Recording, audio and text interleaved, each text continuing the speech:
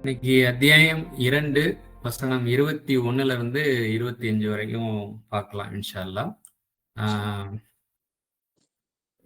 வாசிக்கும் போது நல்ல புரிதல்கள், தெளிவான புரிதல்களை அதிகப்படுத்தி தர வேண்டி விரும்பியவர்களாக அந்த ஏக இறைவனிடமே மனசார திரும்பியவர்களாக அப்படியே ஸ்டார்ட் பண்ணுவோம். இன்னும் புரிதல்கள்ல பிழைகள், மிஸ்டேக்ஸ் ஆன அந்த புரிதல்களை விட்டும் பாதுகாப்பு தேடியவர்களாக அந்த மனசுல வச்சவர்களாக பயணிப்போம்.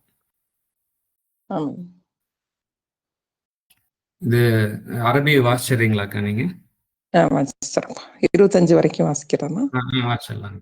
21ல இருந்து 25. பிஸ்மில்லாஹிர் ரஹ்மானிர் ரஹீம். யா அய்யுஹன் நாசு உபுது ரப்பக்குமுல்லதி ஹலகக்கும் வல்லதீன மின் கபலிக்கும் லஅல்லக்கும் தத்தகூன் அல்லதி ஜஅல லக்குமுல் அர்த ஃபிராஷம் வஸ்ஸமாஅ பினாஅ وأنزل من السماء ماء فأخرج به من الثمرات رزقا لكم فلا تجعلوا لله أندادا وأنتم تعلمون وإن كنتم في ريب مما نزلنا على عبدنا فأتوا بسورة من مثله فادعوا شهداءكم من دون الله إن كنتم صادقين فإن لم تفعلوا ولن تفعلوا فاتقوا النار التي وقودها الناس والحجارة أعدت للكافرين وبشر الذين آمنوا وعملوا الصالحات أن لهم جنات تجري من تحتها الأنهار كلما رزقوا منها من ثمرة رزقا قالوا هذا الذي رزقنا من قبل وأتوا به متشابها ولهم فيها أزواج مطهرة وهم فيها خالدون. இதில் நிறைய நல்ல விஷயங்கள், நினைவூட்டல்கள் எல்லாம் அடங்கி இருக்கும். நம்ம அப்படி பார்க்கலாம், வேர்ட் பை வேர்ட் பார்க்கலாம். யா ஐயுஹல்லதீன, யா ஐயுஹன் நாஸ், யா ஐயுஹன் நாஸ்னா ஓ மனித குலமே அப்படின்னு சொல்லிட்டு ஸ்டார்ட் ஆகுது. வேர்ட் பை வேர்ட் ஓப்பன் பண்ணிடுறேன்.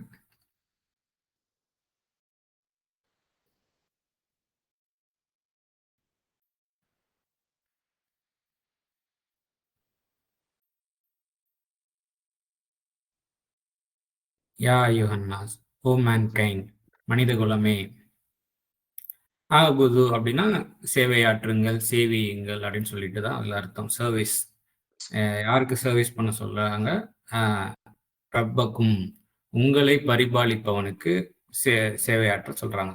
அல்லதி, எவன் அல்லது அவன் அப்படின்ற மாதிரி தான் அந்த ரப்ப வந்துட்டு திருப்பி ஹைலைட் பண்ணுது. அல்லதி ஹலகக்கும், அவன் தான் வந்துட்டு உங்களை படைத்தான். அல்லதீன மின் கபலிக்கும், உங்களுக்கு முன்னுள்ளோரையும்.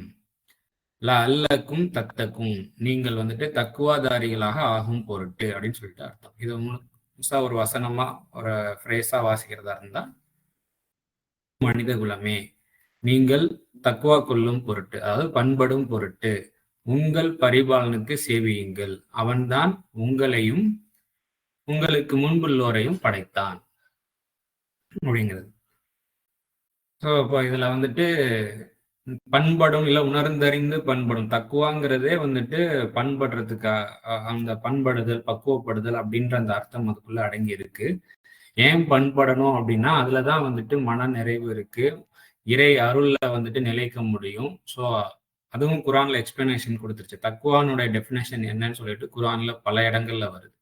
ஸோ அதுல வந்துட்டு கோபத்தை அடக்கி கொள்றது, மித்தவங்க கிட்ட வந்துட்டு நம்மளுடைய பேச்சுக்கள்ல செலவு பண்ணும்போது நல்ல விதமா கனிவான வார்த்தைகள் பயன்படுத்துறது, வானம் பூமி படைப்புகளை வந்துட்டு சிந்திக்கிறது, எதுவுமே வீணுக்காக படைக்கவில்லை என்ற அந்த புரிதலை வந்துட்டு நமக்குள்ள டெவலப் ஆகுறது, இதெல்லாம் வந்துட்டு தக்குவாதாரிகளுடைய கேரக்டரைசேஷன் சொல்லிட்டு எக்ஸ்பிளனேஷன் கொடுக்குது குரான். ஸோ இதை தமிழ்ல சொல்றதா இருந்தா பண்படுதல், பக்குவப்படுதல் சொல்ல முடியுது இல்லையா?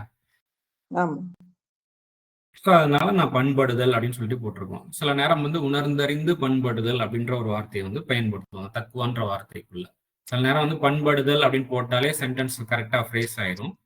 இப்ப அத்தகுல்லா அப்படிங்கும்போது இறைவனை பண்படுங்கள் சொல்லும் போது ஒரு மாதிரி இன்கம்ப்ளீட்டா இருக்கு இல்லையா? அந்த இடத்துல வந்துட்டு இறைவனை உணர்ந்தறிந்து பண்படுங்கள்னு இப்போ அந்த இடத்துல போடுற மாதிரி இருக்கும்.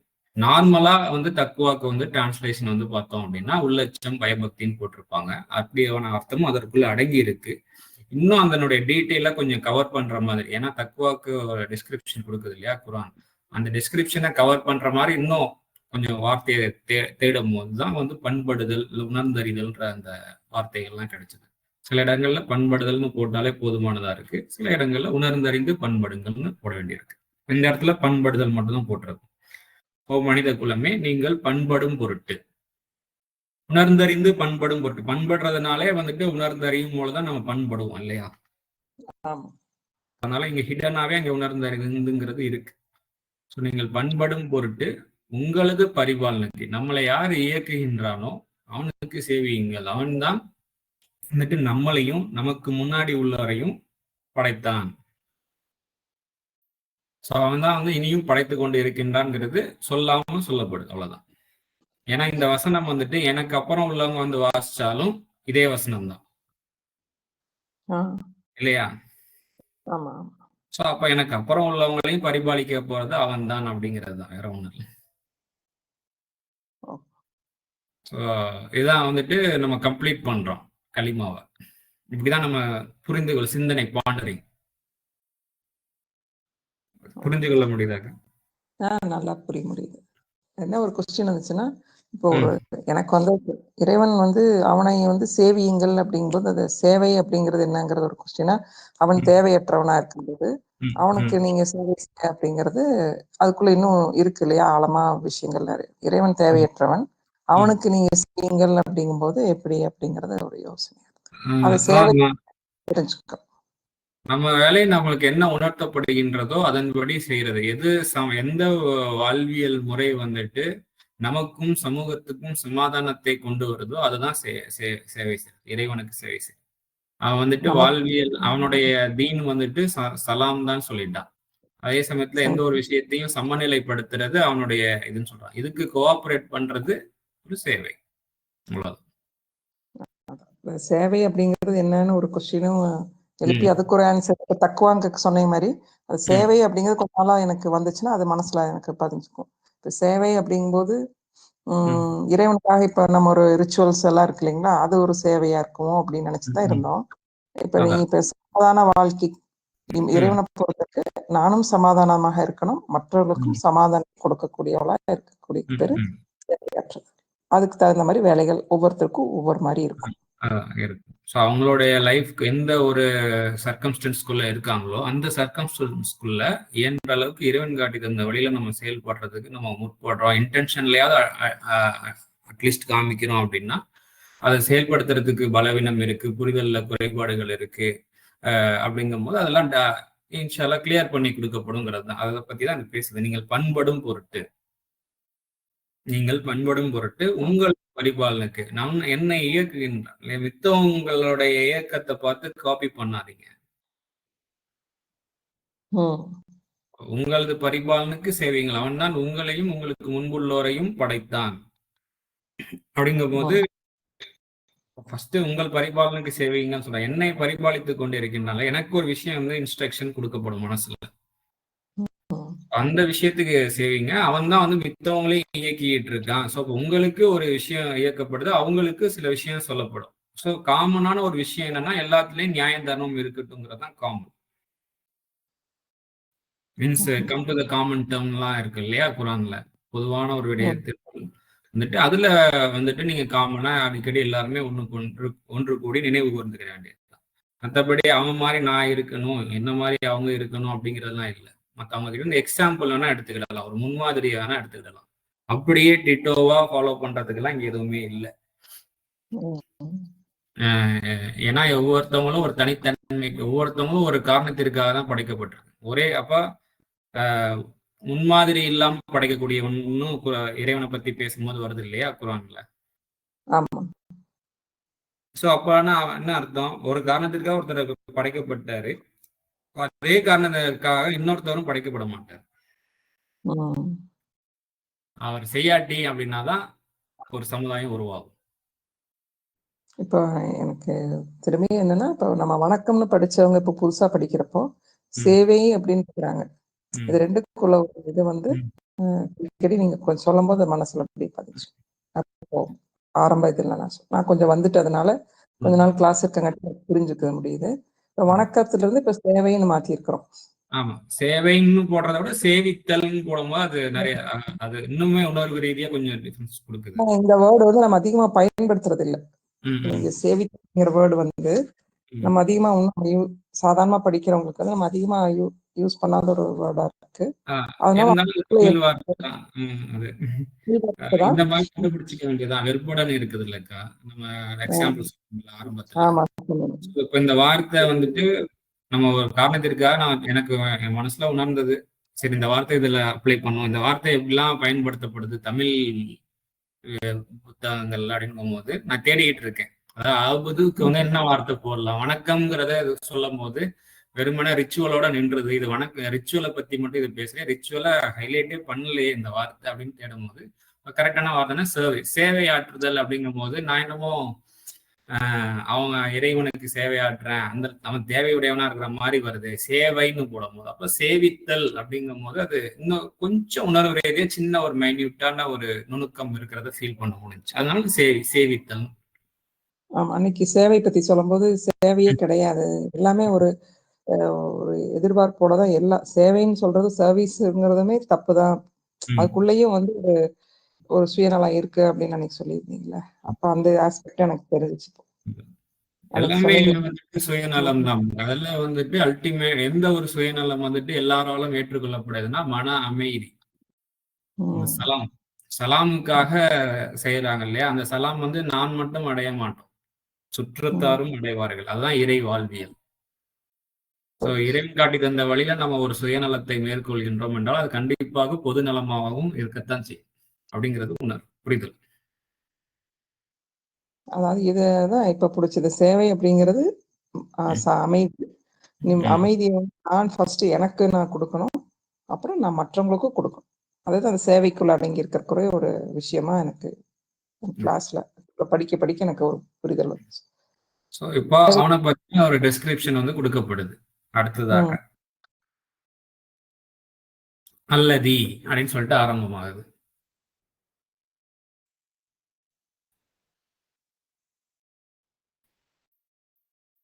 அல்லதி ஜஅல ஆக்கியுள்ளான், அவன்தான் ஆக்கியுள்ளான், லக்கும் உங்களுக்கு ஆக்கியுள்ளான். எதை ஆக்கியுள்ளான்? அருள அப்படின்னு வருது. ஸோ அருளனா பூமியை உங்களுக்கு ஆக்கியுள்ளான். ஃபிராஷன் சொல்லிட்டு வருது. ஃபிராஷன்னா வந்து கார்பெட்டு நிறைய அர்த்தம் அதுல அடங்கி இருக்கு. நான் கீழே நான் நோட்ஸா போட்டு வச்சிருப்பேன். Couch, cushion, pillow, blanket, cover, spread, mattress, bed, இந்த மாதிரி நிறைய அர்த்தங்கள் வந்துட்டு அதுல அடங்கி இருக்கு. இந்த மாதிரி அர்த்தத்துல எல்லாம் அந்த வார்த்தை வந்து பயன்படுத்தப்படுது சொல் வழக்குலையும் சரி, குரான்லையுமே சரி. அப்ப இதை நான் ஃபர்ஸ்ட் நான் என்ன போட்டிருந்தேன் அப்படின்னா சமுக்காலம்னு ஒரு வார்த்தை வந்து கரெக்டா இருக்கு அப்படின்ற மாதிரி போட்டிருந்தேன். இதெல்லாம் ரொம்ப பரிச்சயம் இல்லாத வார்த்தையா தெரியுது, போட்டா டக்குன்னு புரிந்து கொள்ள முடியுமா அப்படின்னு கொஞ்சம் சொன்னோன்னு விரிப்பு. இதுதான் விரிப்புன்னு தான் நார்மலா போட்டிருப்பாங்க. அதாவது ஸ்ப்ரெட்ன்ற ஒரு அர்த்தமும் இருக்கு அதுக்கு. ஸோ விரிப்புன்னு சொல்லி இப்போதைக்கு நம்ம போட்டிருக்கோம். இருந்தாலும் நான் அந்த ஒற்றை அர்த்தத்தோட நின்றுக்கிற வேண்டியதில்லை. நான் இவ்வளோ அர்த்தங்கள் அது கவர் ஆகிருக்கு. இது இல்லாம இன்னும் சில அர்த்தங்களும் அதுல இருக்கு. அதாவது கவுச், குஷன், பில்லோ இல்லாம பிளாங்கெட், கவர், ஸ்ப்ரெட் அப்படின்னு இல்லாம இன்னமும் அதுல அப்போ கான்டெக்ட்டை வச்சு அதை பார்க்கும்போது இன்னும் அதுல நிறைய உணர்வுகள் வெளிப்படும் அப்படிங்கிறத நம்ம கவனத்துல எடுத்துக்கணும்னு சொல்லுது. பூமியை விரிப்பாகவும் சமாய் அடுத்தது வானத்தை வந்துட்டு பினா கனப்பி, அதாவது ஒரு கன்ஸ்ட்ரக்ஷன். இதை நான் கிளிக் பண்ணி காமிக்கிறேன். இது பினாத்தா அப்படின்னா டாட்டர்ஸ், சில்ட்ரன் அப்படின்லாம் சொல்லி அந்த ரூட் வேர்டை பேஸ் பண்ணி வரும்போது அதெல்லாம் வருது. இப்போதைக்கு வந்து அதான் இதுல தான் கான்டெக்ட்ல எந்த மீனிங் எடுத்தா அந்த வசனம் வந்துட்டு நம்மளுக்கு இப்போதைக்கு ஒரு தெளிவை கொடுக்குது. அதான் அத்தியாயம் 39 வசனம் 18 அடிக்கடி நம்ம நினைவு கொண்டுக்க வேண்டியிருக்கு. அவங்க வந்துட்டு சொற்கள் அந்த வார்த்தைகளை கவனமா பாக்குறாங்க, பேச்சுக்களை. அதுல எந்த அண்டர்ஸ்டாண்டிங் எடுத்துக்கிட்டா கரெக்டா நம்மளுக்கு அங்க கான்டெக்ட் கிடைக்குது அப்படிங்கிறத கவனிக்கிறாங்க. அவங்கதான் வந்துட்டு கைடன்ஸை சீக் பண்றவங்க. அவங்க தான் இறைவனிடமிருந்து கைடன்ஸ்ல இருக்கக்கூடியவங்கன்னு சொல்லிட்டு வரும். அத்தியாயம் 39 வசனம் 18. ஸோ அதன் அடிப்படையில இப்ப இந்த இடத்துல சில்ட்ரன் அது இதெல்லாம் வானத்தை வந்து சில்ட்ரனா ஆக்கணும்னு சொன்னா அப்படி எதுவும் புரிய மாட்டேங்குது இல்லையா? ஸோ அப்போ எல்லாம் பில்டிங் அப்படின்லாம் இருக்கு. அந்த பில்டிங்கிற ஒரு அர்த்தம் இருக்கு. கன்ஸ்ட்ரக்ஷன், கட்டுமானம், ஒரு கட்டமைப்பு அப்படின்ற அர்த்தம்லாம் இருக்கு. ஸோ இந்த இந்த அர்த்தங்கள் வந்து இந்த இடத்துல வந்துட்டு ஹையா இருக்கு. பில்ட் ஹை, உயர்ந்த கட்டுமானம், இந்த மாதிரியான அர்த்தங்கள் வந்து இந்த இடத்துல கரெக்டா உட்காரும் அந்த உணர்வு. அதனால என்ன போட்டிருக்கோம் அப்படின்னா, வானத்தை கட்டமைப்பாகவும் ஆக்கியுள்ளான். ஒரு கூடாரம்னு போடலாம். ஒரு கன்ஸ்ட்ரக்ஷன், அங்கே ஒரு கட்டமைப்பு இருக்கு வானம் அப்படிங்கிறது ஃபீல் ஆகுது. ஸோ அப்போ அதனால நான் கட்டமைப்புங்கிற ஒரு இதை வந்து நம்ம போட்டிருக்கோம்.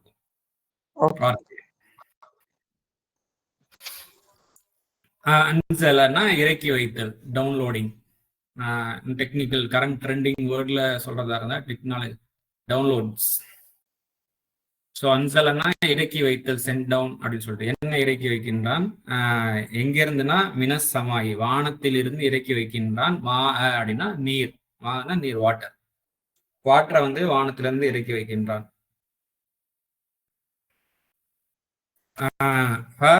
அகரஜ அப்படின்னா வந்துட்டு பின் வெளிப்படுத்துகின்றான். பிஹி அப்படின்னா அதை கொண்டு. இப்ப இந்த அதை அப்படிங்கிறது இந்த தண்ணீரை கொண்டு, அந்த நீரை கொண்டு, வாட்டரை கொண்டு வெளிப்படுத்துகின்றான். என்னன்னா சமராத்தி, அதாவது ஃப்ரூட்ஸ் வெளிப்படுத்துகின்றான். ரிசுகா, அதாவது வாழ்வாதாரம். ரிசுக்குனா வாழ்வாதாரம். உங்களுக்கான வாழ்வாதாரமாக கனிவர்க்கங்களில் இருந்து அதை கொண்டு வெளிப்படுத்துகின்றான். கனிவர்க்கங்களை வந்துட்டு அதை கொண்டு வெளிப்படுத்துகின்றான். பலா தஜ்அலு லில்லாஹி, இறைவனு இது ஃபலானா வேண்டாம், தஜ்அலு அப்படின்னா நீங்கள் ஆக்க வேண்டாம், லில்லாஹி இறைவனுக்கு, அந்தாதன் அப்படின்னா வந்து ரிவல்ஸ்ன்னு சொல்லி போட்டிருக்காங்க. அப்படின்னா என்ன? ஈக்குவல்ஸ், இணைகள். அதாவது இறைவனுக்கு ஈக்குவலாக எதையும் நீங்க ஆக்காதீர்கள் அப்படின்னு சொல்லிட்டு சொல்லப்படுது. சமமாக. இப்ப இந்த விஷயம்லாம் சொல்லப்பட்டுட்டு இந்த வார்த்தை சொல்லப்படுது. இதெல்லாம் நம்ம வந்து இப்ப இந்த இடத்துல சிந்திக்கணும். அன்தும் தாயலமோ, நீங்கள் அறிந்து கொண்டே அப்படின்னு சொல்லிட்டு வருது. அன்தும் தாயலமோ, நீங்கள் அறிந்து கொண்ட நிலையிலேயே, அறிந்து கொண்டிருக்கும் பொழுதே, அறிந்த நிலையிலேயே வந்துட்டு இல்லாஹி இறைவனுக்கு வந்து இணைகளை நீங்கள் வந்து ஆக்காதீர்கள் அப்படின்னு சொல்லிட்டு வருது. இப்போ அந்த வசனத்துக்கு அவன்தான் உங்களுக்கு பூமியை விரிப்பாகவும் வானத்தை கட்டமைப்பாகவும் ஆக்கியுள்ளான். மேலும் வானிலிருந்து நீரை இறக்கி அதை கொண்டு கனிவர்க்கங்களை உங்களுக்கு வாழ்வாதாரமாக வெளிவரச் செய்கின்றான். நீங்கள் அறிந்து கொண்டே இறைவனுக்கு இணைகளை ஏற்படுத்தாதீர்கள், இணைகளை ஆக்காதீர்கள். இப்ப இந்த இடத்துல வந்துட்டு எப்ப நம்ம வந்துட்டு ஈக்குவலா, இறைவனுக்கு ஈக்குவலா என்னத்தை கொண்டு வருவோம் அப்படின்னா, இந்த நம்மளை, அதாவது இந்த நீரெல்லாம் நம்மளா இறக்கி வைக்கிறோம். இல்லை இந்த செடி கொடிகள்லாம் வந்துட்டு சில நேரம் நம்ம ஏதோ ஒரு விதையை போட்டோன்னே வளர்ந்துட்டோன்னா நான் வச்சேன் வளர்ந்துருச்சு அப்படின்ற அடிப்படையில இறைவனை மறைந்த நிலையில வந்துட்டு இந்த வார்த்தைகளை எல்லாம் கொண்டு வந்துட வேண்டாம். இது வந்து ஒரு சர்வ பரிபாலனை அப்படின்ற அந்த மைண்ட் செட்டு அந்த கவனம் வந்து இருக்கட்டும். மைண்ட் செட்டை நம்ம நினைச்சுக்கிறது இல்லை, அதுதான் உண்மை. அந்த சத்தியத்தை மறந்துடாதீங்க அப்படின்னு சொல்லுது. ஆமா. ஏன்னா இப்ப நீங்க சொன்னீங்கல்ல, இந்த இடத்துல வந்து சிந்தனையை நம்ம செய்யணும் அப்படின்ட்டு. ஏன்னா வானத்தையும் அந்த மலையையும் இதையெல்லாம் சொல்லிட்டு எனக்கு இணை வைக்காதன்னு ஏன் சொல்றான்னா, அப்பேற்பட்ட பிரம்மாண்டமான இதை வந்து நீ சிந்தி, அப்படிப்பட்ட இறைவனுக்கு வந்து நீ இணை வச்சு விடாதே அப்படின்னு சிந்தனை செய்யக்கூடிய மாதிரி தூண்டுதல் இருந்தது. அதுக்கு ஈக்குவலா எதை கொண்டு வந்துடாத. அதாவது மீன்ஸ் இப்பேற்பட்டவன் தான் உனக்கும் வாழ்வாதாரம் கொடுக்க முடியும். ஸோ தனி நபரை, தனி மனிதரை துதிப்பாடி ஒரு நீங்க வந்துட்டு உன்னுடைய வாழ்க்கையை பெருக்கிக் கொள்ளலாம், பெனிஃபிட் அடையலாம் நீ நினைச்சிட வேண்டாம். அது எந்த வகையிலையும் உனக்கு வந்துட்டு மனசு நிரப்பமா இருக்காது. சர்வ பரிபாலனுக்கு சேவையாட்டினாலே தவிர உன் மனசுக்கு நிறைவாக இருக்காது. சர்வ பரிபாலன் அது மனசார சேவித்தல். அது ஒரு எனக்கு யாரையோ எதையோ ஒண்ணு டிபெண்ட் பண்ணி ஏதோ ஒரு விஷயத்த நம்ம வந்து நம்ம வாழ்றதுக்காக அதன் பக்கம் நம்மளுடைய என்ன சொல்ல முடியும், டிக்னிட்டி, முழு நம்மளுடைய நம்பிக்கைய வந்துட்டு அதாவது அதையெல்லாம் எல்லாத்தையுமே ஒரு காரண கருவியா மீன்ஸ் கருவியாக பார்க்கணும். நானும் ஒரு கருவிதான். எல்லாத்தையும் இயக்கக்கூடிய ஒரு இறை பேராற்றல் சார். அதுக்குத்தான் நம்ம வந்துட்டு மனதார நம்ம அடிபணிய வேண்டியிருக்கு, சேவிக்க வேண்டியிருக்கு. அதற்கு சேவிக்கும் போது அங்க வந்துட்டு ஸ்லேவரி ஃபீலே வராது. அது ஒரு அழகான சுகமான ஒரு ஃபீல், அது அனுபவம், எக்ஸ்பீரியன்ஸ். எங்க நம்ம வேலை செஞ்சு எங்க நம்ம எந்த இதுக்காக போனாலும் அந்த இடத்துல வந்து இந்த உணர்வு இருந்துகிட்டே இருக்கணும். இதையும் பரிபாலிக்கக்கூடிய இறைவனை தான் அவங்களே பரிபாலிக்கிறான் அப்படின்னு இறைவனோட ஒரு கனெக்ட் இருக்கும்போது காரியங்கள் நமக்கு லேசாகும். அந்த இடத்துல வந்து இவங்கதான் இறைவன் சொல்ல மாட்டோம். ஆனா மனசுல வந்து நம்மளோட செயல்பாடு எண்ணங்கள் அப்படி வரக்கூடாது. ஸோ அந்த மாதிரி வர சொல்ல வந்துட்டு நீங்க வந்துட்டு கண்டிப்பா அது வந்துட்டு டெம்பரவரியா மேபி அவங்களுக்கு என்னை வந்து ரொம்ப பெருமைப்படுத்திட்டான்னு சொல்லிட்டு டெம்பரவரியா அவங்ககிட்ட இருந்து ஒரு கெயின் கிடைக்கலாம். பட் எந்த நேரத்திலையும் அது சிதையும், கான்ஃபிளிக்ட் அங்க வரும். இதே பாருங்க, ஒருத்தர் ரொம்ப ஹெல்ப் பண்ற ஹெல்ப்புக்கு தேவையுடைய நிலைமையில இருக்கிறாரு. அந்த வழியா நம்மளை போக வைக்கிறான். ஏதோ ஒன்று வெயிட்டான பொருள் தூக்கிறதுக்கு சிரமப்பட்டுக்கிட்டு இருக்காரு. நம்மள அந்த வழியா போக வைக்கணும். உடனே பார்க்கும் போது உள்ள ஒரு உணர்வு ஏற்படும். அவருக்கு அந்த தூக்கி கொடுப்போம் இலகுவா அப்படின்னு சொல்லிட்டு தூக்கி கொடுத்துருவோம். உடனே உள்ள ஒரு உணர்வு ஏற்படுமே, ஒரு அமைதியான ஒரு உணர்வு ஏற்படும். ஃபர்ஸ்ட் தூக்கி கொடுக்கணும், தூக்கி அவருக்கு ஹெல்ப் பண்ணுவோம் அப்படின்னு சொல்லிட்டு உணர்வு ஏற்படுறது அங்க. அதுதான் இதுதான் அந்த உணர்வுக்கு சேவிக்கிறோம். செவித்தாழ்த்தி நம்ம ஆக்டிங் பெர்ஃபார்ம் பண்றோம். அதுதான் சேவித்தல். இப்பதான் எனக்கு கொஞ்சம் சேவித்தல் அப்படிங்கிறது சொன்னீங்களே, அந்த உணர்வுக்கு நம்ம வந்து அடிபணிகிறோம் இந்த உணர்வுக்கு. ஸோ அப்போ அதை சேவிக்கிறோம். இப்போ சேவித்த உடனே என்ன ஆகுது, நான் இன்னும் இதே வந்துட்டு ஒரு ஆளு எனக்கு நீ ஹெல்ப் பண்ணு, எனக்கு அதை ஹெல்ப் பண்ணல, அவர் கமாண்டா வருது, எனக்கு தூக்கி கொடு அப்படின்னு கமாண்டா வந்துச்சுன்னா அது அவ்வளவு இதுவா இருக்கு. ஆனா அது மனதுல ஏற்படும் போதே செய்யும் போது இங்க ஸ்லேவரி ஃபீலே வரல. அழகா இருக்கு, நல்லா இருக்கு. இதுதான் எல்லா இடத்துலயுமே இருக்கும் அப்படிங்கிறது தான். ஸோ அப்ப அதை வந்து சில இடங்கள்ல வந்து அந்த கரெக்டா என்னால என்ன இறைவன் எனக்கு உணர்த்துறாங்கிறத என்னால கரெக்டா கேட்ச் பண்ண முடியலங்கும் போது நம்ம கொஞ்சம் டிஸ்ட்ராக்ட் ஆகி தூரமா போயிட்டோங்கிறத அங்க நம்ம புரிந்து கொள்ள வேண்டியிருக்கு. ஸோ அப்ப நம்ம திரும்ப வந்து நம்ம அகீமுசலா பண்ணணும். மீன்ஸ் தொடர்பை வந்து திரும்பி ரீஎஸ்டாப்ளிஷ் பண்ணணும்.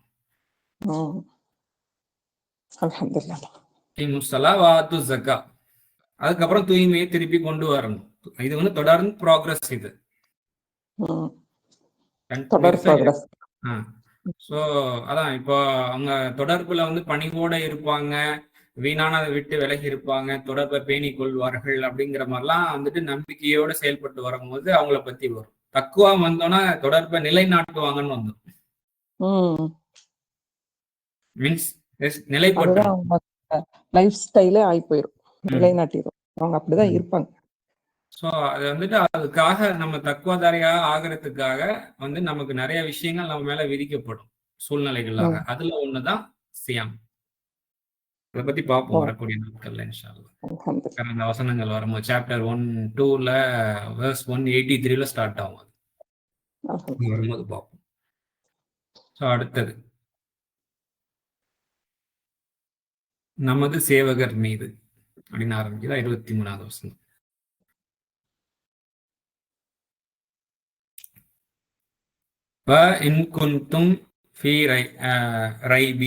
அப்படின்னா நீங்கள் சந்தேகத்தில் இருப்பீர்களாயின், எதுலன்னா மிம்மா நஸ்ஸல்னா நாம் இறக்கி வைப்பதில் சந்தேகத்தில் இருப்பீர்களாயின், அலா என்ன எதுலன்னா எதுல இறக்கி வைப்பதுன்னா அலா அப்தினா நமது சேவகர் மீது,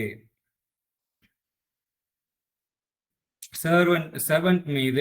ஸ்லேவ்னு சொல்லி போட்டிருக்காங்க. சர்வன்ட்ங்கிறது இன்னும் நெருக்கமான பிரைமரி மீனிங். அது நல்லாவும் இருக்குது வாசிக்கிறது, ஸ்லேவ் போடுறதை விட. நம்ம என்ன இருந்தாலும் நம்ம ஸ்லேவ் அவனுக்கு அடியாறுகள் தான். பட் அது அந்த சர்வீஸ் அப்படிங்கிறது தான் வந்துட்டு அதனுடைய பிரைமரி. அதுக்கு ஸோ நம்ம சர்வன்ட். ஸோ நமக்கு சேவிப்பவர் மீது, அவருக்கு சேவித்துக் கொண்டிருக்கின்ற உளப்பூர்வமா யார் சேவிக்கின்றார்களோ அவர்களுக்கு சில விஷயங்கள் அவர்களுக்கு தெளிவாக இறக்கி வைக்கப்படும். ம். நமக்கு அப்படிங்கும் போது நாம் அப்படின்னா இறைவன் காட்டி தந்த வழியில அந்த பிரபஞ்சம் வந்துட்டு இருக்குது. அந்த பிரபஞ்சத்துல இறைவன் எங்கெங்க அங்க ஒன்லை உணர்ப்ப ஒரு ஆள் இருக்காரு. அவருக்கு அந்த வெயிட்டான விஷயத்தை தூக்கி கொடுக்கணும்னு சொல்லிட்டு அந்த பொருள் மூலயமா தானே நம்மளுக்கு உணர்த்தப்படுது. சோ அதான் இந்த ஆமா. நாம்ங்கிறது எப்படி கவர் ஆகுதுன்னு சொல்றேன் நான் புரிந்து கொண்டதை நான் சொல்றேன். ஓ அல்ஹம்துலில்லாஹ்.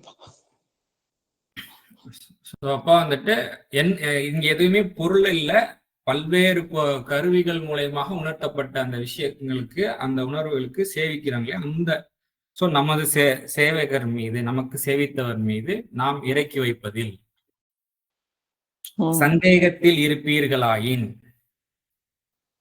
அதாவது இன் குந்தும் ஃபி ரைபி, சந்தேகத்தில் இருப்பீர்களாயின், பின் அதாவது அது நீங்க வாங்க, பீன் அதுக்கப்புறம் வந்துருச்சு. சோ கொண்டு வாருங்கள், என்ன கொண்டு வாருங்கள், பி சூரத்தின் ஒரு சூறாவையாவது நீங்க கொண்டு வாங்க. ஒரு அத்தியாயம், சூரா அப்படின்னா சாப்டர், ஒரு அத்தியாயம். இப்போ சாப்டர் அப்படிங்கும் போது நம்ம புக்குன்னு எடுத்துக்கிட்டோம் அப்படின்னா ஒரு சாப்டர் நம்ம சொல்றோம், இந்த சாப்டர், செகண்ட் சாப்டர், தேர்ட் சாப்டர்னு சொல்லிட்டு. இதை வாழ்க்கையோட நம்ம எடுத்துக்கொள்ளும் பொழுது அத்தியாயம்ங்கும் போது காலகட்டத்தை வந்து நம்ம அத்தியாயம் சொல்லுவோம். அது ஒரு அத்தியாயம் நம்மளுக்கு, இது இன்னொரு அத்தியாயம் சொல்லுவாங்க, பார்த்திருக்கீங்களா? ஆமா ஆமா. ஒரு காலகட்டம்.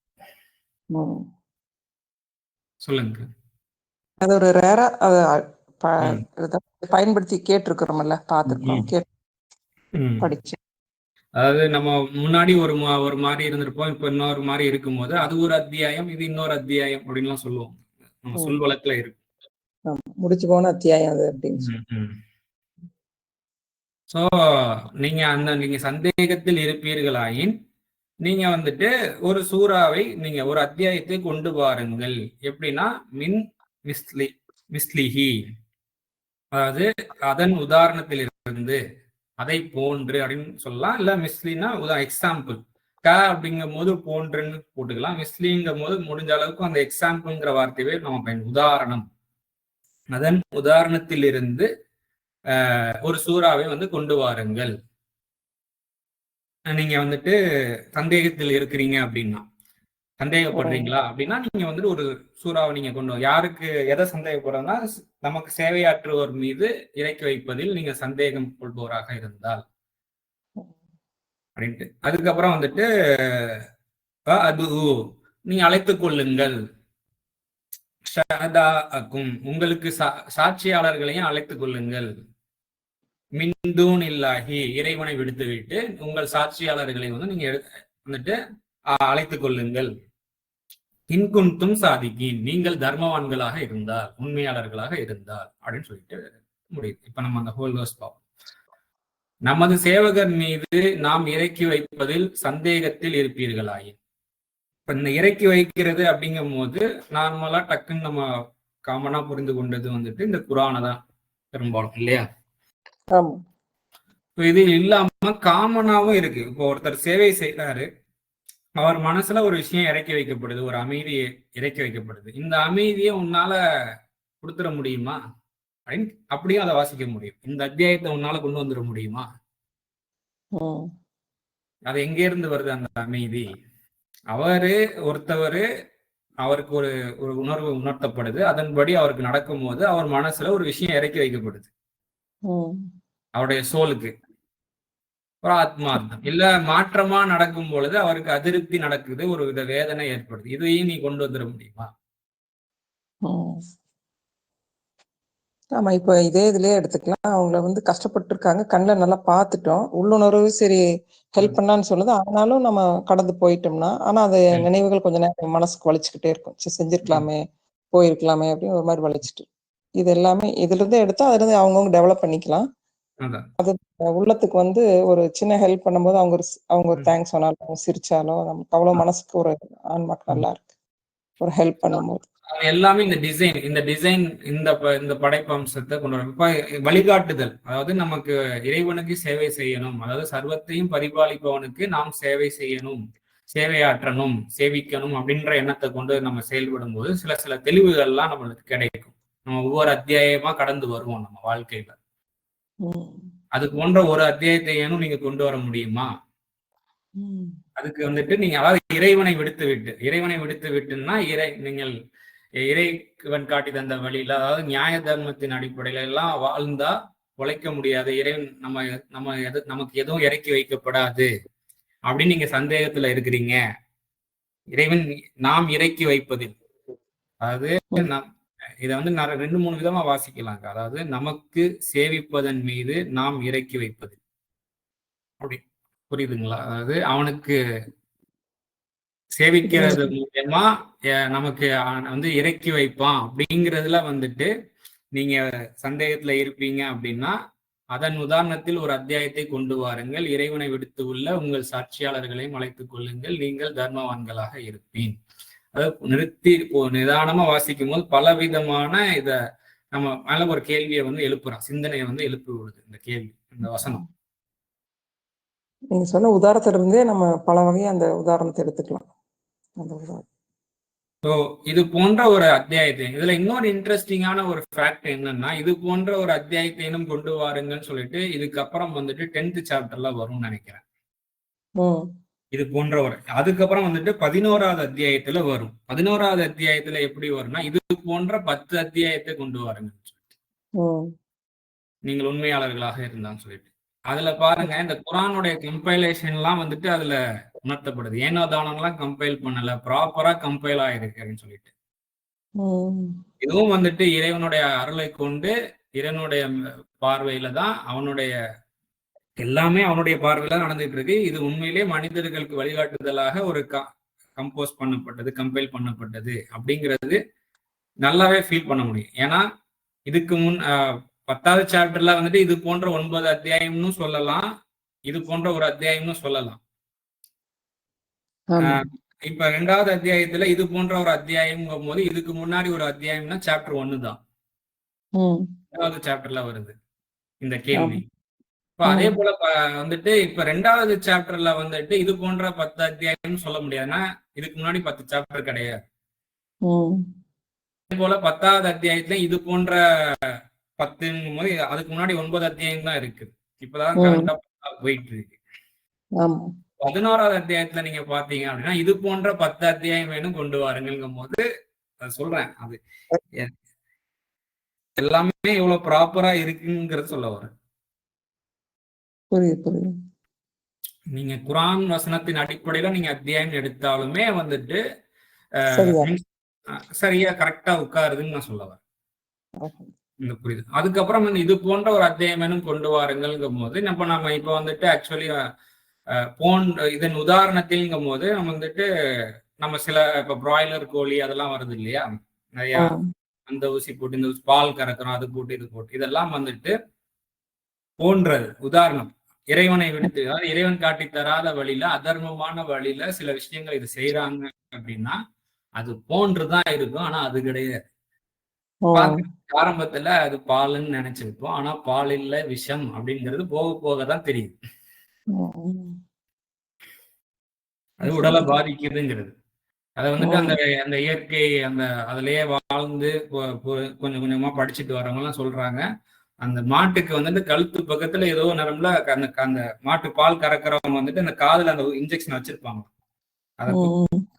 இருந்தாலும் ஒருத்தர் வந்துட்டு ரொம்ப ஆதங்கமா சொல்றாரு, நீங்கள் குடிப்பது பாலா ரத்தமா அப்படின்னு சொல்லி கேட்கிறாரு.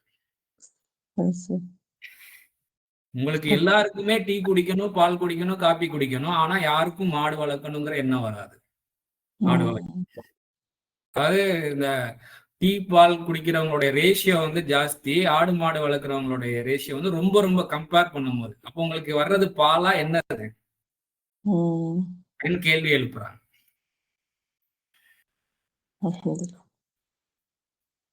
அதாவது போன்று அப்படின்னு இறைவன் உதாரணம் ஒரிஜினல் இல்ல, அது வந்து ஒரு போன்று அப்படின்னு சொல்லும் போது அதுல வேற இருக்கு. அதுவும் இந்த வசனத்தோட முடிவுல வரும் பாருங்க, நீங்க அந்த வசனங்கள்ல அப்படி வாசிப்போம் தொடர்ந்து.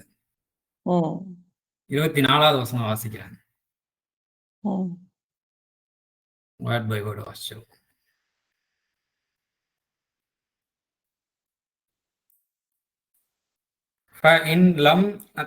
நீங்கள் வந்துட்டு செய்யாவிடில், நீங்கள் அதை வந்து செய்யாவிடில் அப்படின்னு அர்த்தம். லம்னா இல்லை, செய்ய முடியாத அப்படின்னு சொல்லிட்டு, தஃஅலுன்னா செய்யறது.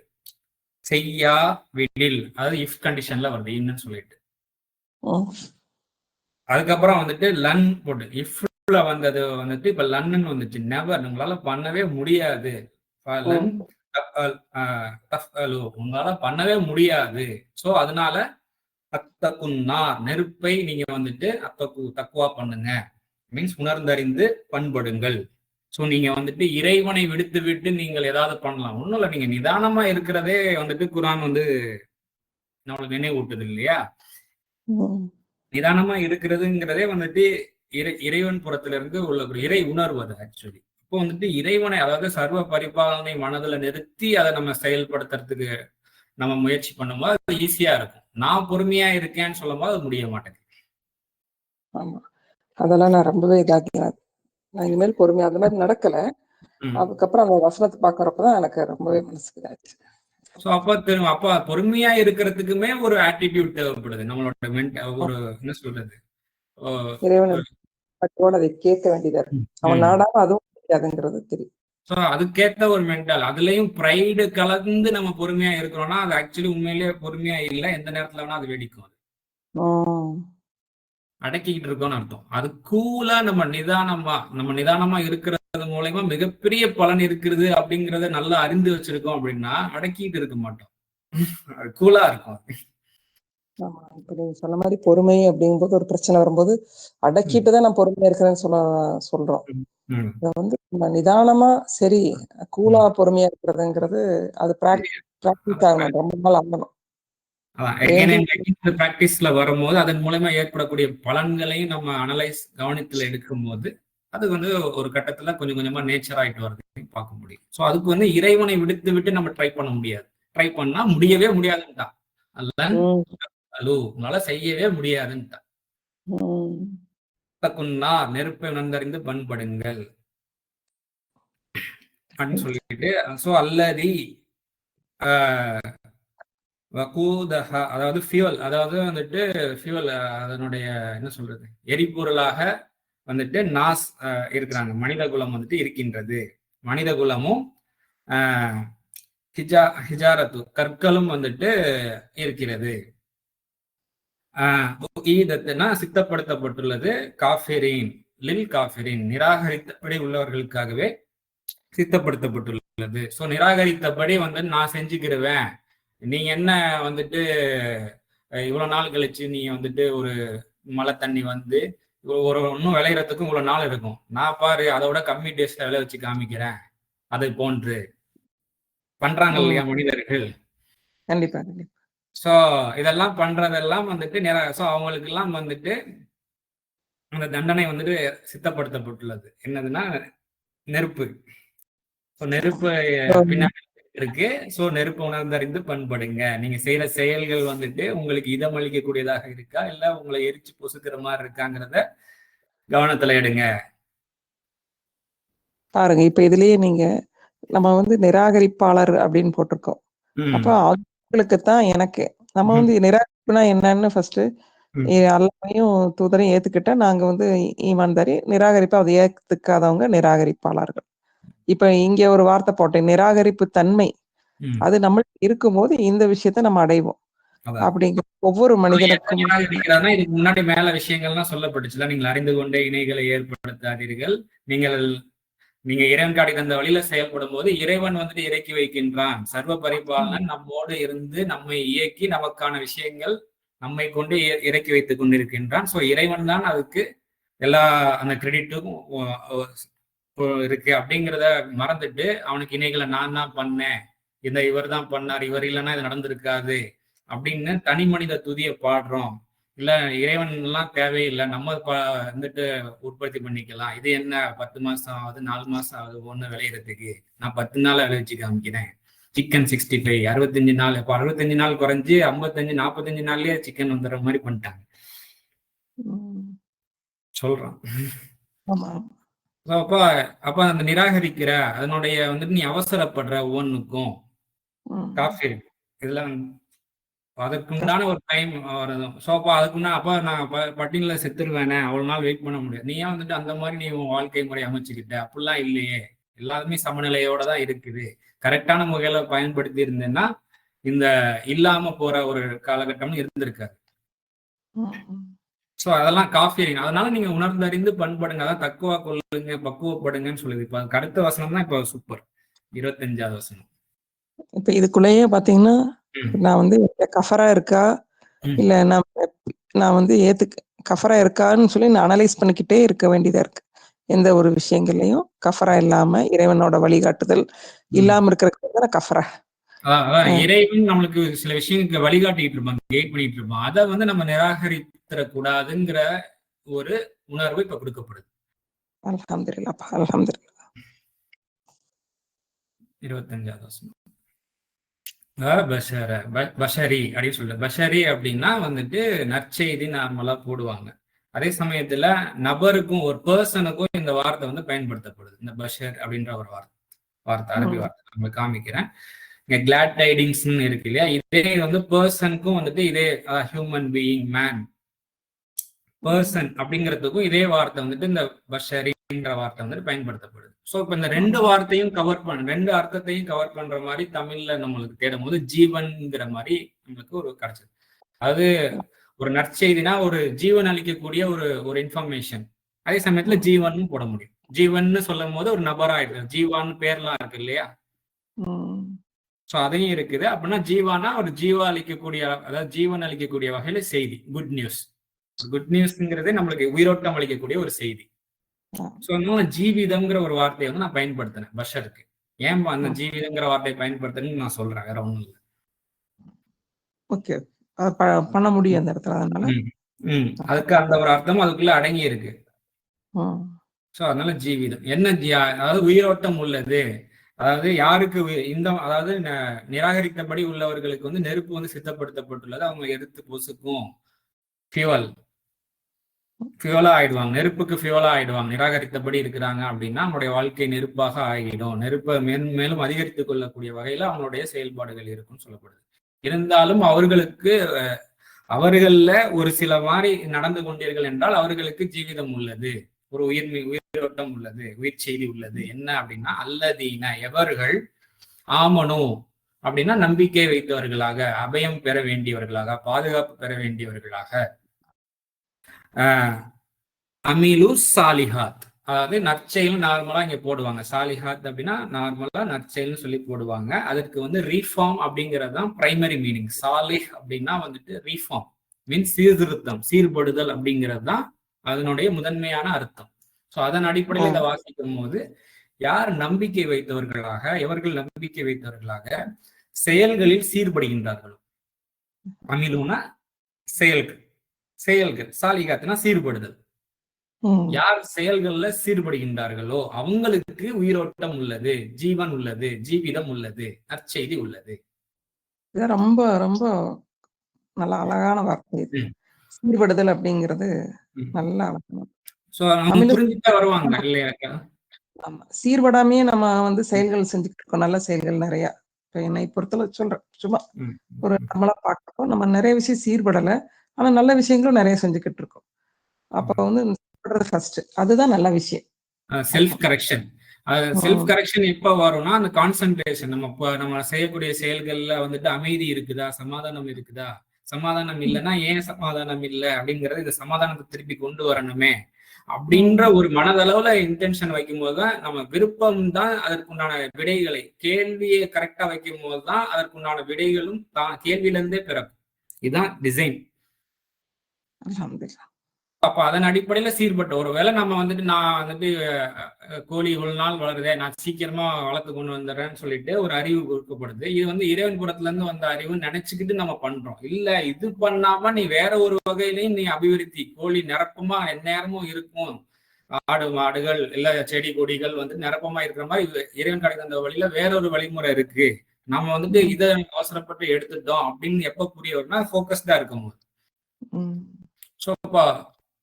அதை புரிதலுக்கு வரும்போது உடனே சீர்படுத்திக்கிறாங்க இல்லையா, கரெக்ட் பண்ணிக்கிறோம். ஓகே, நம்ம தப்பான சாய்ஸ் எடுத்துட்டோம், இல்ல இது வந்து நம்மளுக்கு ரிசல்ட் இன்ஸ்டன்டா ஒரு நல்ல ரிசல்ட் கொடுத்தாலும் பின்னாடி கான்சிக்வன்ஸ் பாத்தீங்கன்னா பேட் ரிசல்ட்டை கொடுக்குது, சைட் எஃபெக்டா இருக்கு அப்படிங்கிறத புரிஞ்சுக்கிட்டு சீர்படுத்துறாங்க இல்லையா, அவங்களுக்கு உயிரோட்டம் உள்ளது, அவங்க அழிய மாட்டாங்க.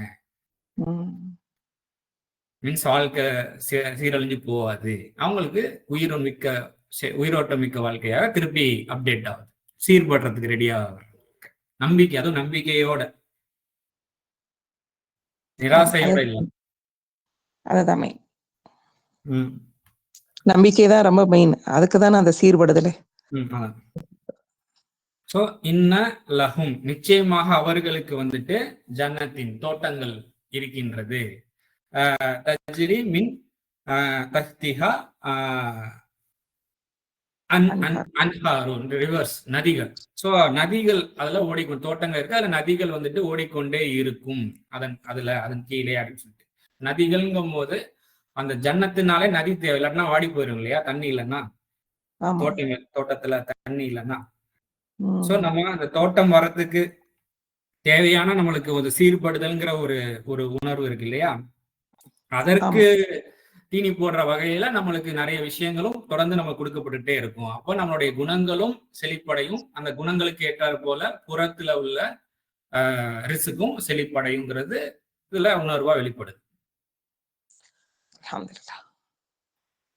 அப்ப அடுத்தது பாருங்க, இப்ப வந்துட்டு குல்லமா, ஒவ்வொரு முறையும்,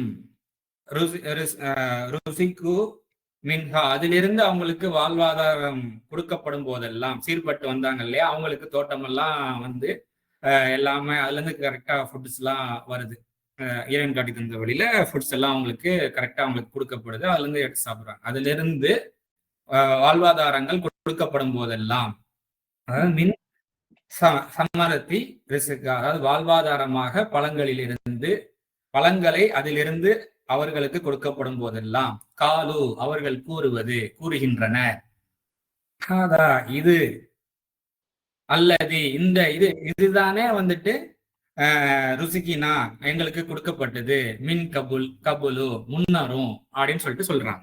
இல்ல, அப்ப வந்துட்டு என்ன சொல்லப்படுதுன்னா, வ உத்து பிஹி முத்தசாபிஹா, இதற்கு ஒப்பானவே கொடுக்கப்பட்டுச்சு. இப்ப இதுவே நம்ம சொல்லுவோம்ல, இங்கேயே அந்த சொல் வழக்கெல்லாம் இருக்கு. இப்ப ஊட்டி மலை பிரதேசத்துல எல்லாம் மேல எதனா ஆப்பிள் வாங்கி சாப்பிட்டுட்டு அங்க இருக்கும் போது, நாங்க எங்க ஊர்ல இருந்தா இந்த ஆப்பிள் சாப்பிடுறோம்னு சொல்லும்போது அவங்க சொல்லுவாங்க, அது ஆப்பிள் மாதிரி, இது ஆப்பிள் அப்படிமா. புரியுதுங்களா? புரியுது. சிக்கனே அப்படிதான். சோ அப்போ இப்போ நம்ம இதுதான் வந்து ட்ரூவான உண்மையான ஆர்கானிக் நம்ம இப்ப யூஸ் பண்ண ஆரம்பிக்கிறோம், அந்த வேர்டு இப்ப ட்ரெண்டிங்கா இருக்கு. ஆர்கானிக்னா ஆரிஜின், அதாவது எப்படி அதை வந்துட்டு அதனுடைய ஆர்கானிக் துவக்கம் இருக்கோ அதன் அடிப்படையிலேயே அதை விளைவிச்சு வளர விட்டு எடுத்து சாப்பிடுறது, அதானே, வேற ஒன்றும். உண்மையிலேயே அந்த ஆர்கானிக்னு சொல்லக்கூடிய விஷயம்லாம் அப்படிதான் வருதாங்கிறது தெரியாது, அந்த வார்த்தைக்கு என்ன அர்த்தம்னு சொல்றேன், புரிஞ்சுக்கிட்டது. இப்ப இதுல இன்னொன்னு என்ன அப்படின்னா, இங்க முத்தசாபிகான்ற ஒரு வேர்டு வருது, இதை நம்ம வந்துட்டு அத்தியாயம் 3ல ஒரு வசனம் 7, 8லயோ நினைக்கிறேன், எங்கன்னு தெரியல சரியா வசனம், ஆனா அத்தியாயம் 3 மட்டும் ஞாபகம் இருக்கு, அதை வந்து எதிர்மறையா இந்த வார்த்தை வந்து பயன்படுத்தப்பட்டிருக்கு. என்னக்கா? இல்ல 3ல 7லயா, அதான் முத்தசாபிகாத்தான வசனங்கள்னு சொல்லி போட்டிருப்பாங்க. அதாவது என்ன அப்படின்னா, ஒருத்தனுக்கு புரிய வைக்கிறதுக்காக ஒரு உதாரணம் இல்ல ஒப்பான சில விஷயங்கள் வந்துட்டு சில விஷயங்கள் நம்ம சொல்லப்படும், நமக்கே வந்துட்டு சில விஷயங்கள் புரியறதுக்காக ஏதாவது ஒரு சிமிலரான ஒரு விஷயங்கள் நமக்கு சொல்லப்படும் பொழுது கிளாரிட்டிக்காக சொல்லப்படும். இப்ப நம்ம வந்துட்டு அந்த சொல்லப்பட்ட எக்ஸாம்பிள் பின்னாடியே நம்ம போக ஆரம்பிச்சிட்டோம்னு வச்சுங்களேன், அதுலயே திருவி கேள்வி கேட்க ஆரம்பிக்கிறோம் அப்படின்னா அது வந்துட்டு தேவையில்லாத வேலை, அது நம்மள வந்துட்டு மெயினான கோர் மெசேஜை எடுக்க முடியாம போயிடும், தவற விட்டுருவோம். அதுதான் அந்த வசனம் சொல்லுது. எல்லாமே ஒன்றுக்கொன்று ஒப்பான விஷயங்கள், யாருக்கு பலவீனம் இருக்குதோ அந்த சொல்லப்பட்ட உதாரணத்துக்கு பின்னாடியே போயிடுறது. புரிஞ்சு நம்மளே சொல்லணும், எக்ஸாம்பிளுக்கு சொன்னேன்ப்பா, அது ஏன் அது பின்னாடியே போறேன், நம்மளாம் பேசியிருப்போம் இல்லையா. ஆமா.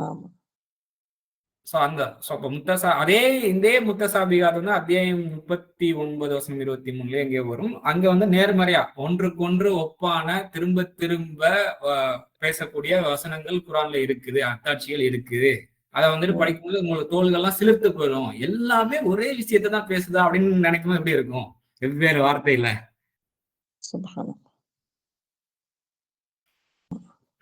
அது உதாரணத்துக்கு நம்ம சொல்லக்கூடிய விஷயத்தை எவ்வளவு அழகா முத்தசாபியாக்கு இப்ப எனக்கு ஒரு நல்லது இருந்துச்சு. ஏதாவது உதாரணம் சொல்லும்போது அந்த உதாரணத்தை பின்னாடியே இப்போ மின்னல் பார்வை பறிக்க பாக்குதுன்னா மின்னல் எப்படி பார்வை பறிக்க பாக்குதுன்னு அப்படியே போயிட்டே இருக்க கூடாது. அதுக்குள்ள நம்மளோட வாழ்க்கையில என்ன நார்னா நெருப்பு அப்படி நம்ம கொஞ்சம் போய்க்கணும்.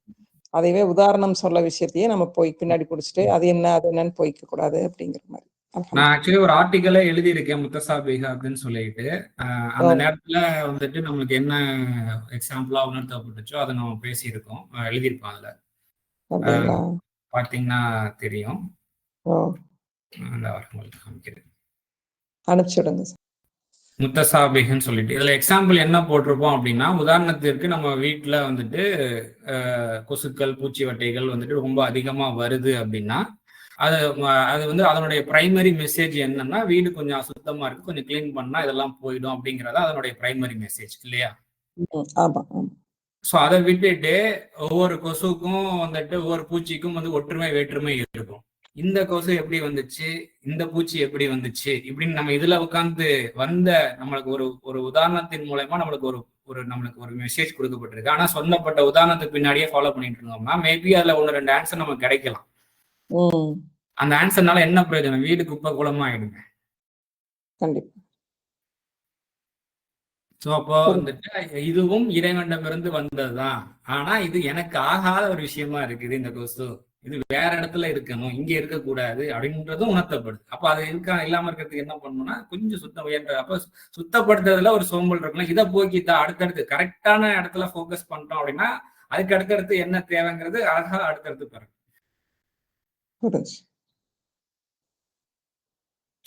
இப்போ அடுத்தது வந்துட்டு இன்னும் முடியல அந்த வசனம், 25வது வசனம் கம்ப்ளீட் பண்ணிடலாம். இன்னும் கொஞ்சம் தான் இருக்கு. அவங்களுக்கு வந்துட்டு அதாவது என்னன்னா அந்த இதுதானே முன்னாடியே கொடுக்கப்பட்டுச்சு அப்படின்னு சொல்றாங்க. இல்லப்பா அது போன்றதுதான் கொடுக்கப்பட்டிருக்கு, அதுக்கு ஒப்பானவே கொடுக்கப்பட்டிருக்கு, சிமிலரா இருந்திருக்குது, வேற ஒண்ணும் இல்ல. அதே போல வந்துட்டு சிமிலர்லயுமே ரெண்டுமே சிமிலரா இருக்கும், ரெண்டுமே நல்ல விஷயமா இருக்கும். மாம்பழமே எல்லாமே மாம்பழமா இருக்கும், ஆனா வெவ்வேறு மாம்பழமா இருக்கும் இல்லையா? சோ இன்னொன்னு வந்துட்டு முத்தசாபிகாத்துல வந்துட்டு இதுக்கு முன்னாடி நீங்க கெமிக்கல் அது இதுன்னு போட்டு உங்களுடைய அவசரத்தனத்தினால சில விஷயங்கள்லாம் பாக்குறதுக்கு அது போல இருக்கும், ஆனா அது கிடையாது அப்படிங்கிற உணர்வும் இருக்கு.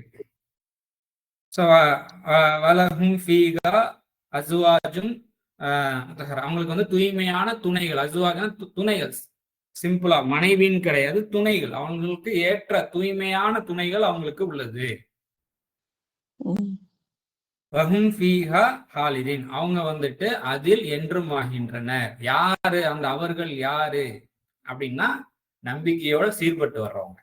அந்த தன்மை நம்ம கிட்ட இருக்கிற வரைக்கும் நம்ம அந்த மாதிரி அருள்மிக்க அந்த அதில் வந்துட்டு நம்ம என்றும் ஆக முடியும் அப்படிங்கறதுதான் உணர்வு. திரும்பியுமே இது கொஞ்சம் வசனங்கள் முக்கியமான ஒரு முறை ஃபுல்லா இந்த வாசிச்சிடுறேன். நம்பிக்கை வைத்தவர்களாக செயல்களில் சீர்பட்டு வருவோருக்கு ஜீவிதம் உள்ளது. நிச்சயமாக அவர்களுக்கு தோட்டங்கள் உள்ளது, அதன் கீழே நதிகள் ஓடிக்கொண்டிருக்கும். அங்கிருந்துள்ள வாழ்வாதாரமாக கனிவர்க்கங்கள் அவர்களுக்கு வழங்கப்படும் ஒவ்வொரு முறையும் கூறுவார்கள், இந்த ஒன்று முன்னரும் நமக்கு வழங்கப்பட்டுள்ளது. அவர்களுக்கு கொடுக்கப்படுவது அதனுடன் ஒப்பானதுதான்.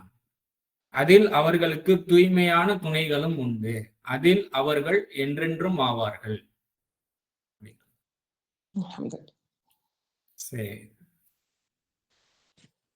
அடுத்து வரக்கூடிய வசனங்கள்ல வரக்கூடிய நாட்கள்ல பார்ப்போம். இப்ப இன்னைக்கு பார்த்த வசனங்கள்ல என்ன நம்மளுக்கு நினைவூட்டப்பட்டிருக்கோ நல்ல விஷயங்களா, அந்த எதுக்கெல்லாம் அருள் இருக்குதோ அந்த விஷயத்த நம்ம நேச்சராக்கி அவனுடைய இறை அருள்ல இருக்கிறதுக்கு விருப்பம் ஏற்படுது, ஏற்றுக்கொள்வோம். இன்னும் எதெல்லாம் எச்சரிக்கையா இதெல்லாம் வேண்டாம் தவிர்த்து கொள்ளுங்கள், இதெல்லாம் எச்சரிக்கையா விடப்பட்டிருக்கோ அதுல இருந்து விலகிறதுக்கும் அந்த ஏக இறைவன் சர்வ பரிபாலனை மட்டுமே நம்ம உதவி தேடுவோம். தெரிய வரணும்.